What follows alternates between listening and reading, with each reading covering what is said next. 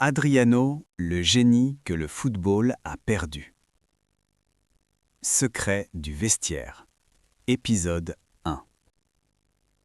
Il mesurait presque 2 mètres.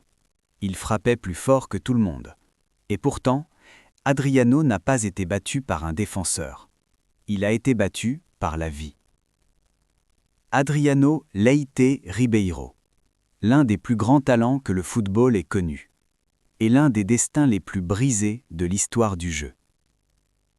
Aujourd'hui, on vous raconte les secrets du vestiaire d'un génie que le football n'a jamais su protéger. Adriano grandit à Villa Cruzeiro, l'une des favelas les plus dangereuses de Rio.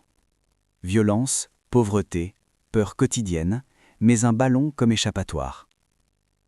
Très tôt, tout le monde le remarque. Puissance hors norme, frappe dévastatrice, présence physique impressionnante. À 17 ans, il rejoint le Flamengo. À 20 ans, il est déjà vu comme le futur numéro 9 du Brésil. Pour Adriano, le football n'est pas un rêve, c'est une issue de secours. En 2001, l'Inter Milan le recrute, mais l'Europe, c'est autre chose. Nouvel environnement, nouvelle pression, solitude. Adriano est prêt physiquement, mais mentalement, personne ne l'accompagne. Prêt à la Fiorentina, puis à Parme. Et là, le monde découvre l'empereur. Buts spectaculaires, frappes monstrueuses, peur dans les yeux des défenseurs. Adriano devient l'un des attaquants les plus redoutés de la planète. Retour à l'Inter. Adriano explose. Entre 2004 et 2005, buteur décisif, leader offensif, icône mondiale. Les tifosi l'adorent, les vestiaires le respectent. Il forme une attaque de feu. On parle déjà de ballon d'or.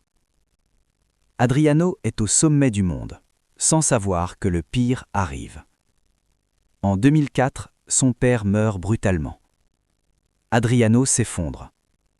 Dans le vestiaire, il ne parle plus. Il s'isole. Il boit. Les dirigeants parlent de manque de professionnalisme. Les médias parlent de gâchis. Mais personne ne parle de dépression. Adriano ne perd pas son niveau. Il perd son envie de vivre. Retard à l'entraînement, absence, rechute. Dans les vestiaires, certains tentent de l'aider, d'autres l'abandonnent. Le football va vite, trop vite pour quelqu'un qui souffre. Adriano devient un problème à gérer, plus un joueur à protéger.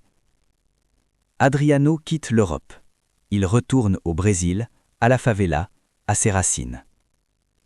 Pour certains, c'est un échec. Pour lui, c'est une survie. Il ne cherche plus la gloire, il cherche la paix. Adriano n'est pas un joueur raté, c'est un homme que le football a laissé seul au sommet. Derrière les buts et les trophées, il y a des humains, et parfois, le vestiaire cache plus de douleur que de victoire. Bienvenue dans Secret du vestiaire.